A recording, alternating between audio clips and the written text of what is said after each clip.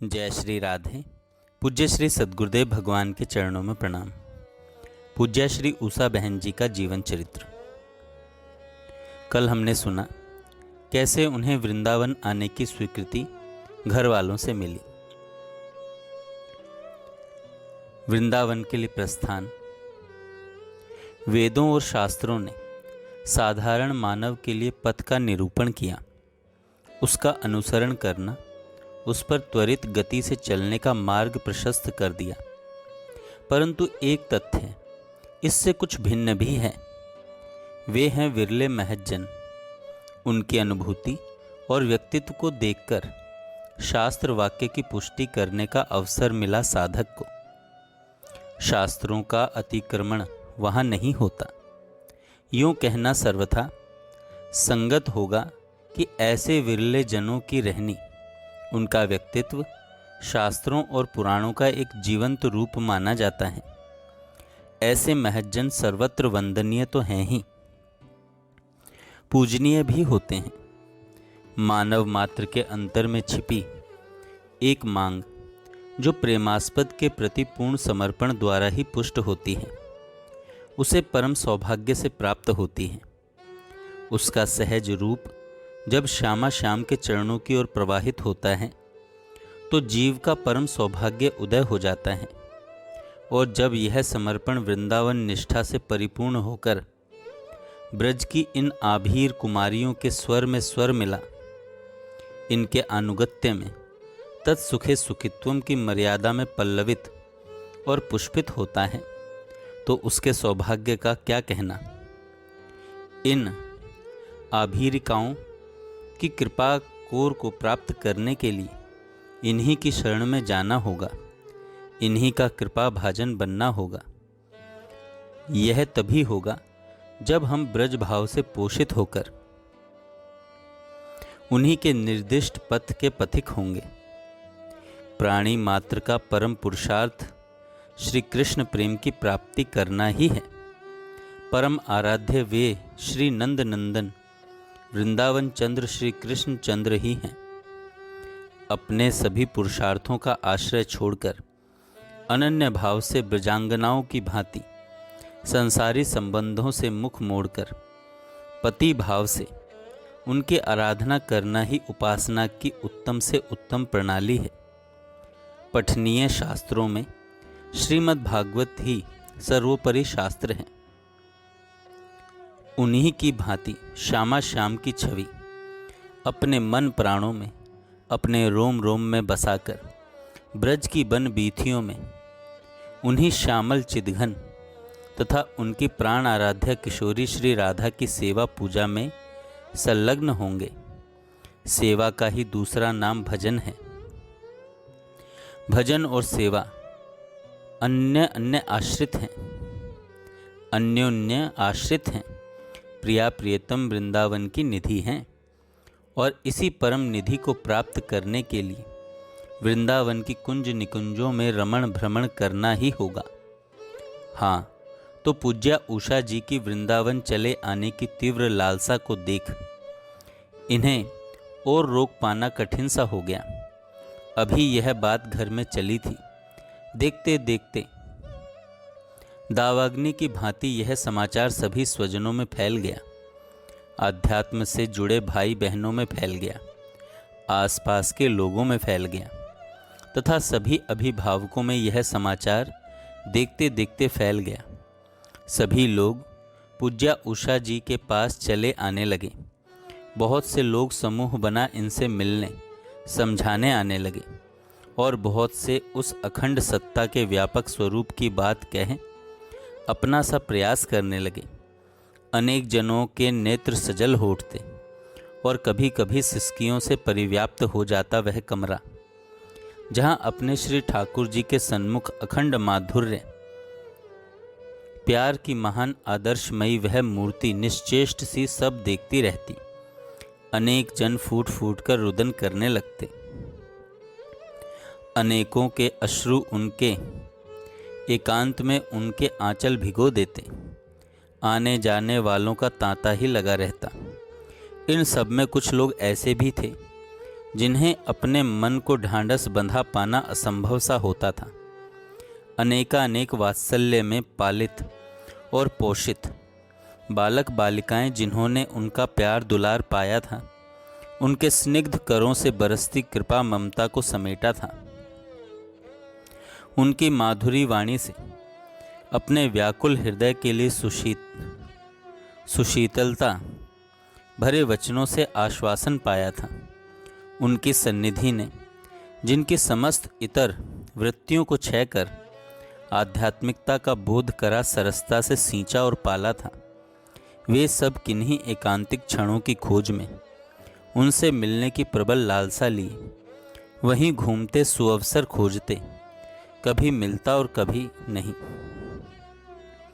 प्राणों को जीवन प्रदान करती वह छवि, अनेकों को अपनी माधुरी वाणी से ढांढस बंधाती स्नेह की वह मूर्ति, एक निश्चल प्यार का स्रोत जो आज तक अनेकानेक लोगों में अपने प्यार भरे आश्वासन देता रहा, उनमें भगवत भाव का रोपण करता रहा, उनके जीवन को चरम लक्ष्य की ओर अग्रसर होने के लिए आहार प्रदान करता रहा, उन्हें पग पग पर संभालता रहा, उनकी भावनाओं को सहला संभाल श्री राधा कृष्ण की माधुरी में सराबोर करता रहा, उनमें अध्यात्म का बीजारोपण कर जब उसके विकसित पल्लवित और पुष्पित होने का समय आया तो कैसे सहन होता यह सब।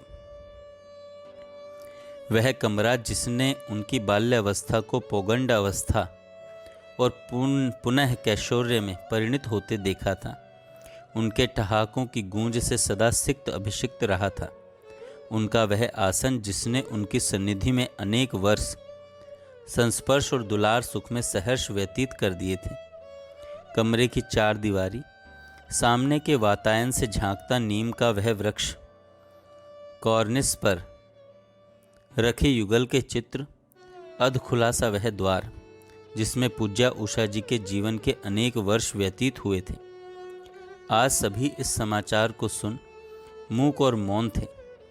बाहर बरामदे का वातावरण, उसी के साथ आंगन से सटा तुलसी का वृक्ष जिसने अनेक वर्ष उनकी सरस चर्चा सुनी थी, वहीं तनिक हटकर उनके प्यार दुलार से सरसाया पाम का एक वृक्ष जिसे प्रायः वे अपना भाई ही कहा करती, जब कभी बात होती तो पाम भाई कह संबोधन करती,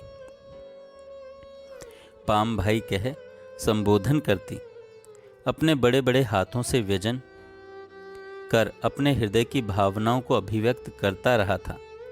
उसने उनका शैशव देखा था, शैशव की चपलता देखी थी, अपने ही समीप बैठी इस विभूति की आध्यात्मिक अनुभूतियां देखी थी, आते जाते उनके गात से संस्पर्शित पवन का स्पर्श पाया था और देखा था इनका कैशोर्य, उसमें परिपक्व अध्यात्म का परिष्कृत स्वरूप, उसकी सरस अनुभूतियां। इनके संग में पाम के इस वृक्ष ने अपना बहुत सा जीवन किसी सरस अभिलाषा में व्यतीत कर दिया था। समस्त स्थली मूक और मौन और उदास हो गई। पूज्या उषा जी के वहां से चले आने का सुन प्रकृति निस्तब्ध हो गई। पर उनके अडिग विश्वास में, सुस्थिर संकल्प में किसी भी प्रकार की शिथिलता न आ सकी। धीरे धीरे समय व्यतीत होने लगा। चक्र के दोनों छोरों का प्रत्यावर्तन अनेक बार हो चुका था। उस दुखद वातावरण से सभी उबरने लगे थे। वर्षा ऋतु के पूर्ण वैभव से पूर्व ग्रीष्म का ताप सुहावने कजरारे मेघों से आच्छादित होकर क्षीण सा हो चला था। एक बार बदला लेने के मिस पुनः सदल ग्रीष्म ने चढ़ाई कर वर्षा ऋतु को निष्कासित सा कर दिया। सन 1959 का नवंबर मास प्रारंभ हो गया। अपने यौवन मद से गर्वित सा, सजग सा धीरे धीरे बढ़ने लगा। वृंदावन चले आने की तिथि का निश्चय हो ही चुका था। पूज्या उषा जी के मन में आह्लाद का छिपाना असंभव था। आह्लाद का छिपाना असंभव था। परस्पर चर्चा में उनकी प्रसन्नता अनेकों बार झलक जाया करती थी। श्री कृष्ण कथा वार्ता में वाणी अवरुद्ध हो जाती, शरीर में कंप तथा नेत्रों से अश्रु बिंदु छलक जाते। ये अश्रु बिंदु प्रसन्नता से युक्त होने के कारण शीतलता प्रदान करने वाले होते थे। उनकी उमंग तरंग देखते ही बनती थी। वे प्रसन्न थीं, अत्यंत प्रसन्न। उनका हृदय उत्फुल्ल और प्रफुल्ल था तथा उनका उल्लास देखते ही बनता था। उनसे संबंधित अनेक बहन भाइयों को घोर उदासी ने आक्रांत कर रखा था। प्राणों में संजीवनी शक्ति का संचार करने वाली, अपने प्यार दुलार से पोषित करने वाली, आध्यात्मिक बुभुक्षा का शमन करने वाली, प्यार की वह सजीव मूर्ति वैराग्यपूर्ण जीवन यापन करती कहाँ और कैसे रहेगी। संबंधित जनों के सामने अनेकानेक धारणाएं, अनेकानेक प्रश्न संकल्प विकल्प के रूप में एक प्रश्न चिन्ह बने थे। अंततः नवंबर मास के एक एक कर 12 दिन व्यतीत हो गए। 12 दिवस रात्रि की नीरवता में विलीन हो गए और इतनी ही रात्रियां आशापूर्ण भोर में परिणित हो गई थी। 12 बार प्राची दिशा सूर्य को उदय और अस्त होते देख चुकी थी। आज की यह रात्रि एक उज्जवल भोर को, एक सुखद भोर को अपने गर्भ में संजोए इठला रही थी। 13 नवंबर 1959 की यह उज्जवल भोर दिशा विदिशाओं को नव नव आशाएं प्रदान करती, प्रकृति में विशेष उल्लास भरती, जलज को जीवनी शक्ति प्रदान करती उदय हो गई। गर्वित हो प्रकृति इठलाने लगी। पक्षियों में एक विशेष कौतूहल भर गया, पुष्पों में उन्माद छा गया, वृक्ष और वल्लरियां झूम उठीं, कलिकाओं ने चटक कर स्वागत किया, पुष्प विकसित हो गए, पराग को ले मंद मंद समीरीण बहने लगे, भ्रमर समूह चंचल होकर मंडराने लगे। अहो आज की यह सुहावनी भोर सभी कुछ अनुरूप था, अनुकूल था। प्रिय मिलन आतुरा किसी बाला के आह्लाद की सीमा न थी। संकीर्तन के समाप्त होने के साथ साथ कार्तिक मास की शुक्ला त्रयोदशी का सूर्य उदय हो चुका था। चिर प्रतीक्षित इस दिवस के उदय होने पर जहां एक और आह्लाद और प्रसन्नता के बादल मंडराने लगे थे, वहीं दूसरी ओर गहन विषाद की छाया परिव्याप्त थी। प्रकृति के बड़े ही विचित्र नियम हैं और भगवद विधान विषमताओं से भरा पड़ा है। एक और सुखद भोर को ले सूर्य उदय होकर जलज में प्राणों का संचार करता है, वहीं विरह विधुरा चकवी के हृदय की कौन जान सकता है। शरद ऋतु के प्रारंभ होते ही खंजन पक्षी प्रसन्नता में भर फूल उठते हैं। उधर अनेक पक्षी इस ठंड के प्रकोप को सहन करने में असमर्थ हो जाते हैं। ग्रीष्म ऋतु में आम्र मंजरियों पर कोकिला के उत्फुल्लता वर्षा ऋतु में किंचित फीकी होने लगती है और अपने आह्लाद का उद्घोष करता पपीहा सरस कणों को प्राप्त कर अमृतत्व पा जाता है। अंबाला नगर के सभी आदरणीय वृद्ध महानुभावों में, गणमान्य संभ्रांत लोगों में, अपने समवयस्क तथा अपने से छोटों में प्रेम रस बिखेर उन्हें लीला कथा का आस्वादन कराती, अपने प्रेम से सींचती, उनमें नव रस चेतना का प्रसार करती प्रेम की मूर्त रूपा पूज्या उषा जी उन्हें इस प्रकार छोड़ कभी वृंदावन जा सकती हैं, इसकी कल्पना किसी को भी न हो पाई थी। इन्हीं के भावापन्न कुछ बहन भाई जो ये किंचित इस आध्यात्म रस का आस्वादन कर चुके थे, उनकी तो क्या कहूँ। अन्य सभी संबंधित लोगों में एक उदासी सी छा गई थी। केवल एक आशा किरण उन्हें दिखती थी। उनके सामने एक बहुत बड़ा संबल था, वह था श्री ठाकुर जी। अभी अंबाला में ही रहेंगे और पूज्या उषा जी कुछ दिन वृंदावन निवास कर पुनः अंबाला लौटेंगी। नित्य क्रमों से निवृत्त होकर पूज्या उषा जी ठाकुर सेवा कर चुकी थी। भोर से ही अपनों का आने जाने वालों का क्रम अनवरत चल रहा था। चाय के समय भी अनेक अपने एकत्रित थे। सभी ने जैसे तैसे चाय के घूंट अपने अंदर उतारे। एक ही आशा सभी को एक बड़ा संबल बनी दिखती थी। पूज्या उषा जी शीघ्र ही पुनः अंबाला लौटेंगी। उन्हें लगता था वे आएंगी तो ठीक था, परंतु अब उनका अंबाला रहना अस्थायी ही होगा। वे कब वापस लौटेंगी, यह कल्पना करने का न तो अभी समय ही था और न ही आवश्यकता। अतः इस भुलावे में अनेक जनों के भाव स्थिर से होने लगे थे।